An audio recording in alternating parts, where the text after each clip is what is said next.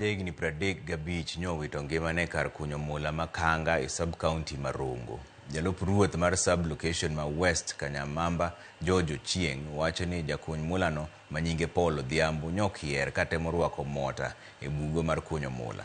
Jalup ruoth no kwayo jokuny mula mondo bed motang' e kinde ma gikunyo mula mondo giduok piny masira ma otimore kuondego.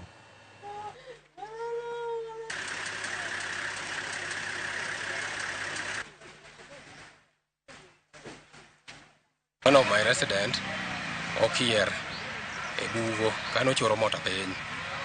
Koro kabiro e ground ta confirm ni okier adieri. Koro ji otemo matek mogole pi. Kosegole kogole oko to ne en gi pulse matin, oyweyo matin. To bang'e dakika moko to pulse nolal. Kaeto bedo confirm dead.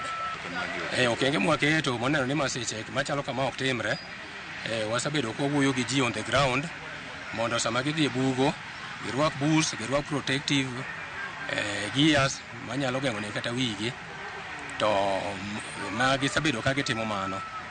Koro sama accident en accident, kano otero mota piny to nokier motimo ang'owa ma onyumore bugo. Koro akwayo jo area mar West Kanyamamba mae giri mar yuto ma gimenyogo.